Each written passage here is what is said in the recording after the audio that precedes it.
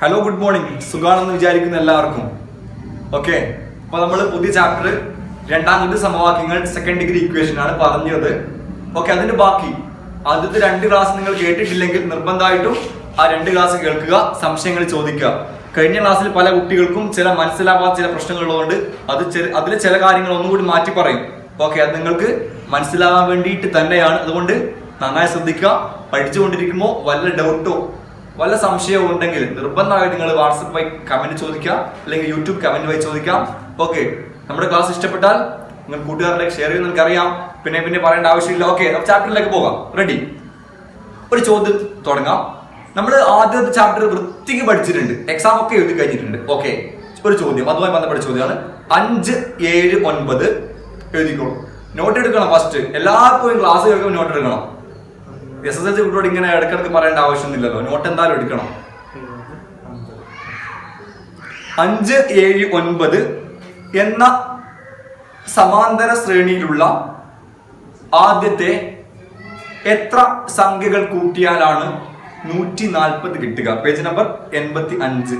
ഇത് എന്റെ പഴയ ടെസ്റ്റ് ആണ്, അതുകൊണ്ട് പേജ് നമ്പർ മാറ്റം ഉണ്ടെങ്കിൽ നിങ്ങളൊന്ന് ക്ലാരിഫൈ ചെയ്യണം. ഓക്കെ, 5, 7, 9 കാണുന്നില്ലേ? 5, 7, 9 എക്സെട്ര എക്സെട്ര എക്സെട്ര എന്ന സമാന്തര ശ്രേണിയിൽ ആദ്യത്തെ എത്ര സംഖ്യകൾ കൂട്ടിയാലാണ് 140 കിട്ടുക എന്നാണ് ചോദ്യം, അല്ലെ? അപ്പൊ എത്ര സംഖ്യകൾ കൂട്ടിയാലാണ് 140 കിട്ടുക എന്ന് പറഞ്ഞാൽ സമ്മാണ് അവിടെ ഉദ്ദേശിച്ചത്, തുകയാണ് ഉദ്ദേശിച്ചത്. റെഡി അല്ലേ? ഓക്കെ, അപ്പൊ നമ്മൾ എന്ത് ചെയ്യണം? ആദ്യം ഈ ഒരു സമാന്തര ശ്രേണിയുടെ ഇതൊരു സമാന്തര ശ്രേണി അല്ലേ? ആണ്. 5, 7, 9 ആണ്. പൊതുവ്യത്യാസം 2 ആണ്. അതൊക്കെ നമുക്കറിയാം, പഠിച്ചിട്ടുണ്ട്. ഓക്കെ, അപ്പോ ആദ്യം നമ്മൾ എന്ത് ചെയ്യാം?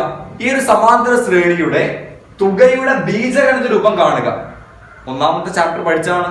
1-ാം ചാപ്റ്റർ പഠിക്കാത്ത ആരെങ്കിലും ഉണ്ടെങ്കിൽ ഈ ഒരു ചോദ്യം 3-ാം ചാപ്റ്ററിൽ ഈ ഒരു ചോദ്യം ചെയ്യാൻ പറ്റൂല. അതുകൊണ്ട് 1-ാം ചാപ്റ്റർ നിർബന്ധമായിട്ട് പഠിക്കണം. നമ്മൾ എടുത്തു കഴിഞ്ഞിട്ടുണ്ട്, 6 ക്ലാസ് എടുത്തിട്ടുണ്ട്. ആവശ്യമുള്ള ആൾക്കാർക്ക് ലിങ്ക് ഒക്കെ തരും. ഓക്കെ, അപ്പൊ ആദ്യം ഈ ഒരു സമാന്തര ശ്രേണിയുടെ തുകയുടെ ബീജഗണിത രൂപം കാണണം. തുകയുടെ ബീജഗണിത രൂപം കാണണമെങ്കിൽ ആദ്യം ഈ ഒരു സമാന്തര ശ്രേണിയുടെ ബീജഗണിത രൂപം കാണണം. അത് ആദ്യം കാണട്ടെ. കാണാം. a + n-1 × d. ഈ ഒരു സമാന്തര ശ്രേണിയുടെ ബീജഗണിതം ആദ്യം കാണുന്നത്, പിന്നെ തുകയുടെ കാണും. റെഡി? ഓക്കെ, ബീജഗണിത രൂപം എന്ന് പറഞ്ഞാൽ അൽജിബ്രായിക് ഫോം, ഇംഗ്ലീഷ് മീഡിയം കുട്ടികൾക്ക്. Ready? a + n-1 × d. a എന്താണ്? ആദ്യ പദം. 5 + n-1 × d എന്താണ്? 7 - 5 2. ഓക്കെ, സ്പീഡ് കൂടും പറയണം കേട്ടോ.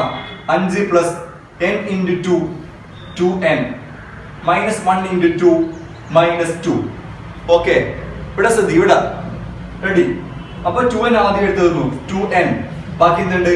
5 - 2. 5 - 2 എന്താണ്? +3. അപ്പൊ 2n + 3 ആണ് ഈ ഒരു സമാന്തര ശ്രേണിയുടെ ബീജഗണിത രൂപം. ഇനി നമ്മൾ എന്ത് കാണണം? ഈ ഒരു സമാന്തര ശ്രേണിയുടെ തുകയുടെ ബീജഗണിത രൂപം കാണണം. അപ്പൊ നമ്മൾ ഉപയോഗിക്കുന്ന ഇക്വേഷൻ എന്താണ്? n/2 × a1 + an. Ready? a1 + an. Okay, അപ്പൊ ചെയ്യാം. n/2 × a1 എന്ന് പറഞ്ഞാൽ ആദ്യത്തെ പദമാണ്, നമുക്ക് എല്ലാവർക്കും അറിയാം. a1 എന്ന് പറഞ്ഞാൽ എന്താണ്? 5. ഓക്കെ, പ്ലസ് an എന്ന് പറഞ്ഞാൽ എന്താണ്? ഇതാണ് 2n + 3. 2n + 3. ഓക്കെ, ചെയ്യാം. ശ്രദ്ധിക്കണേ. അടുത്തത് ഈ n ഇതുകൊണ്ടും n ഇതുകൊണ്ടും n ഇതുകൊണ്ടും ഗുണിക്കുന്നു. അപ്പോ n × 5 5n. Okay, n × 2n + 2n square 2n square. Good. അടുത്തത് n × 3 + 3n / 2. സംശയമൊന്നുമില്ലല്ലോ? റെഡിയാണ്. Simple, very simple. ഇതൊക്കെ നമ്മൾ പഠിച്ചാണ്. ഓക്കെ, നമ്മൾ പാഠം ഇതല്ല കേട്ടോ, പാഠം വരാനുള്ള പഠിക്കുന്ന മുമ്പ് പഠിച്ച പാഠത്തിൽ ചോദ്യം ഇപ്പൊ ചെയ്യുന്നത്. ഓക്കെ, ഇനി 2n² ആദ്യം എഴുതുന്നു. ഇവിടെ ചെയ്യാം ബാക്കി കേട്ടോ, ഇവിടെ ചെയ്യാം. 2n സ്ക്വയർ ബാക്കി 5n + 3n എന്താണ്? എത്ര? 5n 3n കൂട്ടി എത്രയാണ്? 8n / 2. ഓക്കെ, 2n² + 8n / 2 നെ ചെറുതാക്കാം. എല്ലാത്തിനും പകുതി ആയിക്കൂടെ? 2n² 2 കൊണ്ട് ഹരിച്ചാല് വെറും n² കിട്ടും. n². 8 നെ 2 ഹരിച്ചാല് 4n. ഓക്കെ, അപ്പൊ n² + 4n എന്ന് പറയുന്നത് എന്താണ്? ഈ ഒരു സമാന്തര ശ്രേണിയുടെ തുകയുടെ ബീജഗണിത രൂപമാണ്. ഓക്കെ, അഥവാ ഈ ഒരു സമാന്തര ശ്രേണിയുടെ സമ്മിന്റെ അൾജിബ്രായിക് ഫോം ആണ് n² + 4n എന്ന് പറഞ്ഞാൽ. ഓക്കെ, ഇനി ചോദ്യത്തിലേക്ക് വരാം. ഒരു സമാന്തര ശ്രേണിയുടെ ആദ്യത്തെ കുറച്ച് സംഖ്യയുടെ തുക 140 ആണ്. ഓക്കെ, 140 ആണ്. അപ്പോ n² + 4n = 140. ശ്രദ്ധിക്കാം, n² + 4n = 140. റെഡി? കഴിഞ്ഞ ക്ലാസിന്റെ മുമ്പിലത്തെ ക്ലാസ്സിൽ നമ്മൾ പറഞ്ഞൊരു കാര്യമുണ്ട്, ശ്രദ്ധിക്കാം. n² + 4n = 140. ഇത് x² + 4x = 140 പോലെ തന്നെ ഇല്ലേ? എന്നിന്റെ പകരം എക്സിന് പകരം n ആയതല്ലേ ഉള്ളൂ. അപ്പൊ തൽക്കാലം ഇങ്ങനെ എഴുതുന്നു. കാരണം ചില കുട്ടികൾ വരുന്ന ഇടയ്ക്ക് n വന്ന് ഇവർ x ആയിട്ടില്ലേ, n x ഒക്കെ കണക്ക് തന്നെ ഉണ്ടോ, മനസ്സിലാവാൻ വേണ്ടി ചെയ്യുന്നത് മാത്രമേ ഉള്ളൂ. റെഡി? അപ്പൊ അതിന് വേണ്ടിയിട്ട് പല കുട്ടികൾ സംശയം ഉണ്ടാകുന്നതിന് വേണ്ടി മാത്രം ഈ n മാറ്റുന്നു. ഇഷ്ടമുള്ളതുകൊണ്ട് മാത്രം മാറ്റിയാൽ മതി, അല്ലെങ്കിൽ മാറ്റേണ്ട ആവശ്യമൊന്നുമില്ല. അപ്പൊ അടുത്ത സ്റ്റെപ്പ് എന്താണ്? x² + 4x = 140. ശ്രദ്ധിക്കണേ. അപ്പോൾ എന്താണ് അടുത്ത സ്റ്റെപ്പ്? x² എന്താക്കി? x ആക്കി. ഓക്കെ, ഈ 4ന്റെ പകുതി +2 2. ഈ ഒരു ചെറുതാക്കലാണ് പലർക്കും കൺഫ്യൂഷൻ ആയി പോയത്. x² + 4x x² x + 2 2 എന്നാക്കി. ഇനി എന്ത് മൈനസ് ചെയ്യണം? മൈനസ് ഈ 2² മൈനസ് ചെയ്യണം. ഇത് എങ്ങനെയാ വരുന്നത് കഴിഞ്ഞ ക്ലാസ് പറഞ്ഞിട്ടുണ്ട്. അതിന് a + b ² ഒക്കെ പറയണം, അതിനി പറയുന്നില്ല. അപ്പൊ ഓർമ്മിക്കുക, ഇങ്ങനെ കേസ് കിട്ടിക്കഴിഞ്ഞാൽ ഇതിന് ചെറുതാക്കുക. നമ്മൾ എന്ത് ചെയ്യും? x + ഈ +4 നേരെ പകുതി +2 അതിന്റെ ² കൊടുക്കുന്നു. എന്നിട്ട് ഈ 2ന്റെ സ്ക്വയർ മൈനസ് ചെയ്ത് കളയുന്നു. എപ്പോഴും റെഡിമെയ്ഡ് ആണ്, കൺഫ്യൂഷൻ ആയില്ലല്ലോ. ഇത് പഠിപ്പിച്ചു കഴിഞ്ഞാണ്. Okay, = 140. Okay, x + 2 2 - 4 = 140. Okay, x + 2 2 = 140. ഈ -4 അപ്പുറം പോകുമ്പോ +4 ആവും, =144. അപ്പൊ x + 2 2 = 144 അല്ലേ? അപ്പൊ x + 2 = √144, അതായത് 12. x + 2 = 12. അപ്പോ x = 12 - 2 = 10. ഓക്കെ, അപ്പൊ ഈ ഒരു സമാന്തര ശ്രേണിയിലെ ആദ്യത്തെ 10 സംഖ്യകളുടെ തുകയാണ് 140. കിട്ടിയിട്ടുണ്ട്. എന്തൊക്കെയാ ചെയ്തത്? എന്തൊക്കെയോ ചെയ്തിട്ടുണ്ട് അല്ലെ? കാര്യം സിമ്പിൾ ആണ്. നമ്മൾ ഈ ഒരു സമാന്തര ശ്രേണിയുടെ തുകയുടെ ബീജഗണിത രൂപം കാണാൻ നമുക്ക് അറിയുകയാണെങ്കിൽ പിന്നെ ഒന്നും കാണാനില്ല. തുകയുടെ വർത്താനം പറയാം, ശ്രദ്ധിക്ക്. തുകയുടെ ബീജഗണിത രൂപം എങ്ങനെ കാണാം?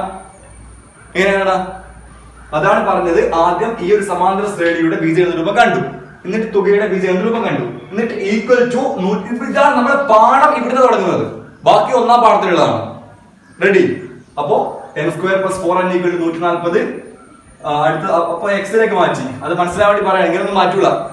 Okay, x + 2 2 - 2² = 140. ഇത് എങ്ങനെ കിട്ടിയെന്ന് പലർക്കും സംശയം. ഈ x² + 4x = 140 ഇതെങ്ങനെ ആയി മാറി എന്നുള്ളത് പറ്റ സംശയമാണ്. ഒരു പ്രാവശ്യം കൂടി പറഞ്ഞുതരാം സംശയം എങ്ങനെ വരുന്നത്.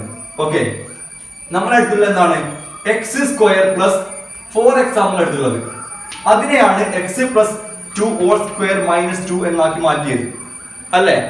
അപ്പൊ നിങ്ങൾ ഓർമ്മിക്കേണ്ട ഇക്വേഷൻ ആണ് a + b ² = a² + 2ab + b².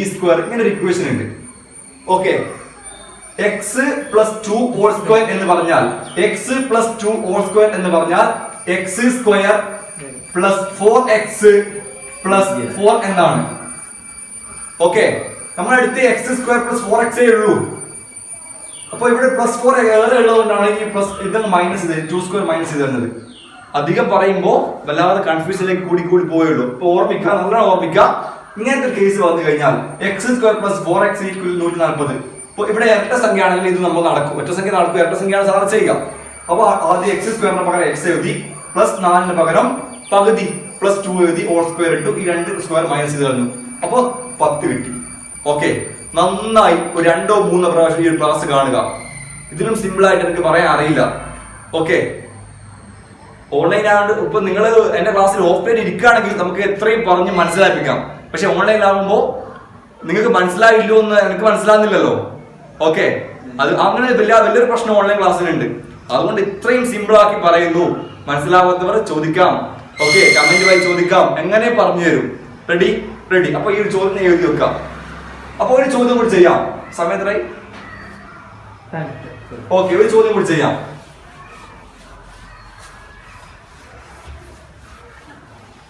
ഒരു ചതുരത്തിന്റെ ചുറ്റളവ്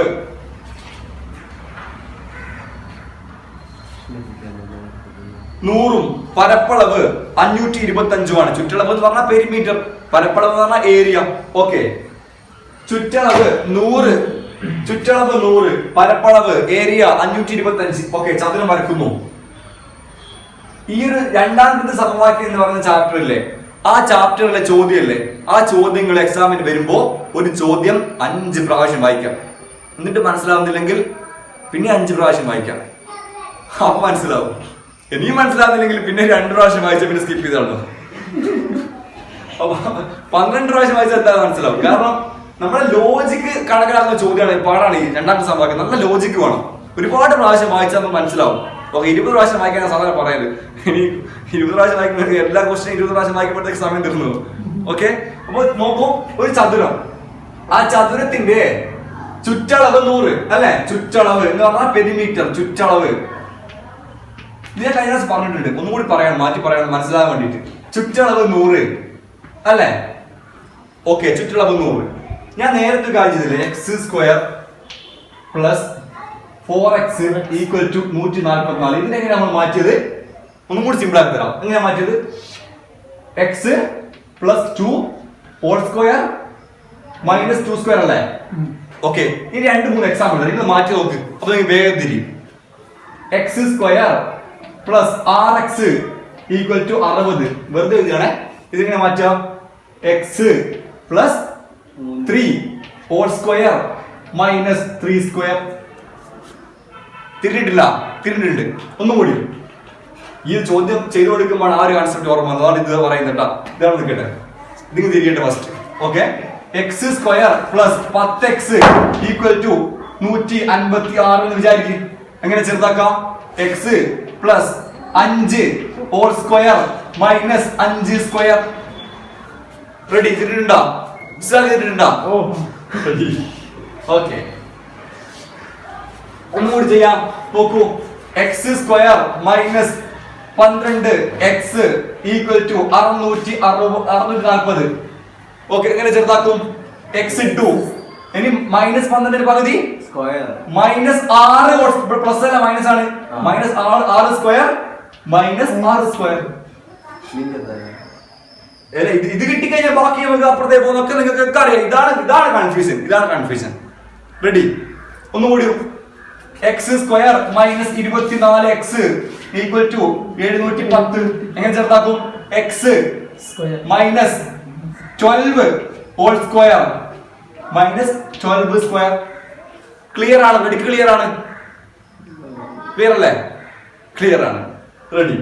അപ്പോ അത് ഓർമ്മിക്കാൻ റെഡിമെയ്ഡ് ആണ്. അത് എങ്ങനെയാ വരുന്നത് ചോദിക്കുന്നവർക്ക് മറുപടി പറഞ്ഞു കൊടുക്കും.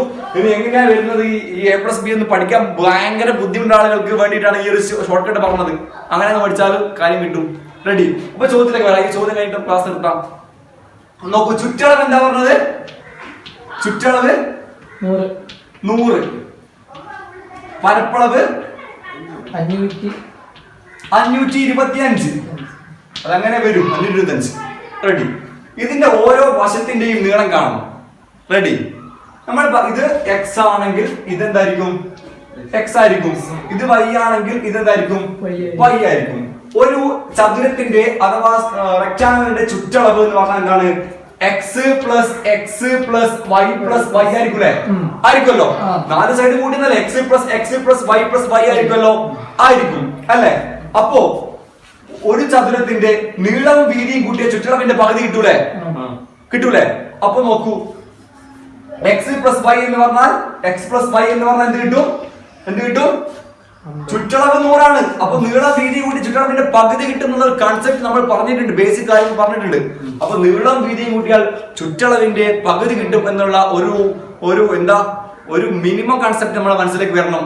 ഓക്കെ, അപ്പൊ എക്സും വൈ കൂട്ടി എന്ത് കിട്ടും? നീളം വീതി കിട്ടും. നീളം പ്ലസ് വീതി ഈക്വൽ ടു 50 എന്ന് കിട്ടും. ഓർമ്മിക്കാം ഇത് നീളമാണ്, ഇത് വീതിയാണ് അല്ലെ. അപ്പൊ നോക്ക്, ഇത് എക്സ് ആണെങ്കിൽ ഇത് എന്തായിരിക്കും? വൈ എന്ന് പറയരുത്. ഇത് എക്സ് ആണെങ്കിൽ എന്തായിരിക്കും? ഇത് രണ്ടും കൂട്ടിയാൽ 50 ആണ്. അപ്പൊ ഇത് എക്സ് ആണെങ്കിൽ ഇത് 50-ൽ നിന്നും എക്സ് കുറക്കുന്നതായിരിക്കൂലേ? 50 മൈനസ് എക്സ് ആയിരിക്കുമല്ലോ. ഇത് 50 മൈനസ് എക്സ് ആയിരിക്കുമല്ലോ. ഇത് എക്സ് ആയിരിക്കുമല്ലോ. ആയിരിക്കും. റെഡിയാണ് അല്ലെ? ഒന്നും പറഞ്ഞിട്ടില്ല. നീളവും വീതിയും കൂട്ടിയാൽ ചുറ്റളവിന്റെ പകുതി കിട്ടും. ഇനി റെഡി അല്ലേ? അപ്പോ ഇത് എക്സ് ആണെങ്കിൽ ഇത് 50 മൈനസ് എക്സ് ആയിരിക്കും. ഇനി ശ്രദ്ധിക്കുക, പരപ്പളവ് എങ്ങനെ കാണുക? നീളം ഇൻറ്റു വീതി അല്ലേ? നീളം ഇൻറ്റു വീതി. ഓക്കെ, നീളം എന്താണ്? എക്സ് അല്ലെ? ഇൻറ്റു വീതി എന്താണ്? 50 minus x. Ready. Equal to എത്രയാണ്? പരപ്പളവ് 525 അല്ലെ? 525. റെഡി ആയിട്ടുണ്ട്. ഓക്കെ, എക്സ് ഇൻറ്റു 50 എക്സ് അല്ലെ? X into minus x square x into minus x square equal to 525. ഒന്ന് നന്നായി നോക്കണേ. നമ്മൾ ഇതുവരെ ചെയ്യുമ്പോ ആദ്യം എക്സ് സ്ക്വയറും പിന്നെ എക്സ് സ്ക്വയറും അല്ലെ? ഇവിടെ ആദ്യം എക്സ് ആണ് വന്നത്, പിന്നെ എക്സ് സ്ക്വയർ വന്നത്. നമുക്ക് എപ്പോ ആദ്യം എക്സ് സ്ക്വയർ വേണ്ടേ? അതുകൊണ്ട് നമ്മൾ ഈ ഒരു ഇക്വേഷനിലെ ആദ്യം എക്സ് സ്ക്വയർ ആക്കുന്നു. ശ്രദ്ധിക്കുക, അതിനെ വർത്താൻ പോലെ ശ്രദ്ധിക്കും. നോക്കുക, ഈ രണ്ടാമതുള്ള എക്സ് സ്ക്വയറിനെ ആദ്യം എക്സ് സ്ക്വയർ ആക്കുന്നു. ഓക്കെ, അപ്പൊ എന്ത് ചെയ്യും? X square minus 50 x equal to minus 525. ഈ ഇവിടെ ഉണ്ടായിരുന്ന എക്സ് സ്ക്വയറിനെ ഇവിടത്തെ മാറ്റിയപ്പോ ഇതങ്ങ് മൈനസ് ആയി പോയി. ഓക്കെ, ഒന്നും പറഞ്ഞിട്ടില്ല. റെഡിയാണ്. ഓക്കെ, നോക്കൂ, നമ്മൾ പണ്ടത്തെ ആ ഇക്വേഷൻ എഴുതിയിട്ടുണ്ട്. X square minus 50 x equal to 525 minus 525. Okay, ഇതെങ്ങനെ ചെറുതാക്കും? അപ്പൊ ആദ്യം എന്ത് എഴുതുക? എക്സ് എഴുതുക അല്ലെ? പിന്നെ ഇതിന്റെ നേരെ പകുതി മൈനസ് ഇട്ടു. ഇതിന്റെ 50 പകുതി 25 ഹോൾ സ്ക്വയർ. ഇനി എന്താ കുറക്കേണ്ടത്? മൈനസ് ഈ 25 സ്ക്വയർ കുറക്കണം അല്ലെ? 25 സ്ക്വയർ കുറക്കണം. റെഡി അല്ലേ? Equal to minus 525. ഓക്കെ, ഇനി x minus 25 whole square minus 25 square 625 equal to minus 525 അല്ലെ? റെഡിയാണ്. ഇനി ഇതപ്പുറത്തേക്ക് പോകുന്നു. X minus 25 whole square equal to minus 525. ഈ മൈനസ് 625 അപ്പുറം പോകുമ്പോ പ്ലസ് 625 ആയി മാറുന്നു. ഓക്കെ, മൈനസ് 525 പ്ലസ് 625 എന്ന് പറഞ്ഞാൽ എന്താണോ? മൈനസ് 525 പ്ലസ് 625 എന്ന് പറഞ്ഞാൽ 100 അല്ലേ? Okay, equal to 100. നോക്കാം, x minus 25 whole square equal to 100. അപ്പൊ x minus 25 equal to root 100 അല്ലേ? റൂട്ട് 100. അപ്പൊ എക്സ് ഈക്വൽ ടു റൂട്ട് 100 എത്രയാണ്? പടപടാന്ന് പറഞ്ഞ് വരണം. റൂട്ട് 100 എത്രയാണ്? 10. X minus 25 equal to 10. അപ്പൊ എക്സ് ഈക്വൽ ടു 10 മൈനസ് 25 അപ്പുറത്തേക്ക് പോകുന്നു. പ്ലസ് 25 ഈക്വൽ ടു 35 എന്ന് കിട്ടി. 35 കിട്ടി. ഓക്കെ, 35 കിട്ടിയിട്ടുണ്ട്. എന്താ 35 കിട്ടിയത്? എക്സ് നീളം 35 കിട്ടിയിട്ടുണ്ട് അല്ലെ? നീളം 35 കിട്ടിയിട്ടുണ്ട് അല്ലെ? അപ്പൊ വീതി എന്തായിരിക്കും? അങ്ങനെ കിട്ടിയത് വീതി 5 കിട്ടിയത് 50 മൈനസ് 35. എക്സ് 30 അല്ലേ? 35 15. അപ്പൊ നീളം 35ഉം വീതി 15ഉം ആയ ഒരു ചതുരത്തിന്റെ ചുറ്റളവ് 100ഉം പരപ്പളവ് ഏരിയ 525 ആണ്. ഓക്കെ, റെഡിയാണല്ലോ? ഈ ചോദ്യം നന്നായി വർക്ക്ഔട്ട് ചെയ്യുക. എങ്ങനെ ഇത് ഇവിടെ വരെ എത്തിക്കഴിഞ്ഞാൽ ഇതാക്കുന്ന അറിയാലോ? അതാണ് എനിക്ക് സംശയം. നിങ്ങൾ പഠിച്ചിട്ടുണ്ടോ ഇല്ലെന്ന് സംശയം. ഒന്നുകൂടി വേഗം മാറ്റണേ. X minus 80 x square minus 80 x equal to 760 വിചാരിക്കും. എങ്ങനെ അടുത്ത് മാറ്റാം? X minus minus 40. Very good. 40 whole square പിന്നെ minus 40 square equal to 9. Ready അല്ലേ? ക്ലിയർ ആണ്. ഓർമ്മിക്ക, ഇവിടെ എക്സിന്റെ സ്ക്വയറിന് പകരം എക്സ് ഇടുക, മൈനസ് ഇടുക, ഈ 80ന്റെ പകുതി 40 ഇടുക. ഓക്കെ, ഇങ്ങനെ ഞാൻ പറയുന്നത് നിങ്ങൾക്ക് ബേസിക് ആയിട്ട് പഠിക്കട്ടെ വിചാരിച്ചിട്ടാണ്. സാധാരണ മാത്സ് എടുക്കുന്ന സാർമാർ ഇങ്ങനെ പറയില്ല, A+B വെച്ചിട്ടേ പറയൂ. ഓക്കെ, നിങ്ങൾ എങ്ങനെയെങ്കിലും പഠിക്കട്ടെ വിചാരിച്ചാണ് ഇങ്ങനെ പറയുന്നത്. ഓക്കെ, റെഡിയാണ്. അപ്പൊ ഈ ഒരു 2 ചോദ്യം ചെയ്തിട്ടുള്ളൂ. ആ 2 ചോദ്യം വെരി വെരി ഇമ്പോർട്ടന്റ് ക്വസ്റ്റ്യൻ ആണ്. അതുകൊണ്ട് നന്നായി പഠിക്കണം. ആദ്യത്തെ ചോദ്യത്തില് 1ാം പാഠമായിട്ട് വലിയൊരു ലിങ്ക് ഉള്ള ചാപ്റ്റർ ആണ്. ഓക്കെ, അതുകൊണ്ട് ആദ്യത്തെ ചോദ്യം 2ാം ചോദ്യവും നന്നായി പഠിക്കണം. ഒരു ഹോംവർക്ക് ഏരിയയാണ്, അതെന്താണെന്ന് ചെയ്യാം. ഹോംവർക്ക് എഴുതി എടുത്തോളൂ.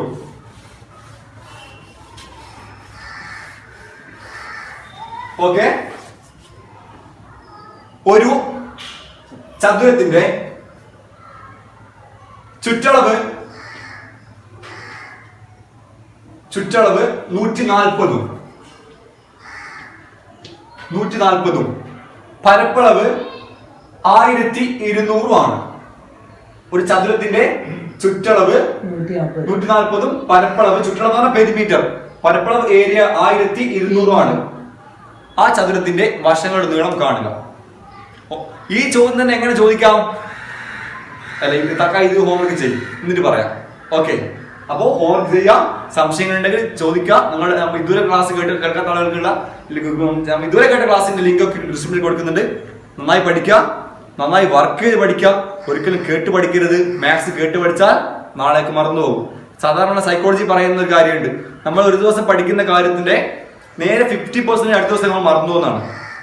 അപ്പോൾ അത് തിരിച്ച് ഒന്നുകൂടി നോക്കിക്കഴിഞ്ഞാൽ നമുക്ക് ഓർമ്മ കുറേയൊക്കെ കിട്ടും. ഞാനിവിടെ പഠിപ്പിക്കുന്ന 100% കാര്യങ്ങൾ നിങ്ങൾ മനസ്സിലാക്കുന്നത് വെറും 70%. നന്നായി പഠിക്കുന്നുണ്ട് വരെ മനസ്സിലാക്കുന്ന 70% മാത്രമാണ്. ബാക്കി 30% എവിടെയോ പറന്നു പോകുന്നുണ്ട്. നന്നായിട്ട് എഴുതി പഠിക്കുക, നന്നായി ചെയ്ത് പഠിക്കുക. സംശയം വെച്ചിട്ട് പഠിക്കരുത്. ഞാൻ പറയാറുണ്ട്, ഇടയ്ക്കിടയ്ക്ക് പറയാറുണ്ട്, സംശയത്തോടെ പഠിച്ചാൽ വിഷയത്തെയും അടുത്തു പോകും, മാഷയും അടുത്തു പോകും, എല്ലാവരും അടുത്ത് മൊത്തം ദേഷ്യമായിരിക്കും, മാത്സിൽ തന്നെ ദേഷ്യമായിരിക്കും. ഓക്കെ, അപ്പോൾ നമുക്ക് അടുത്ത ക്ലാസ്സിൽ വീണ്ടും കാണാം. Good bye.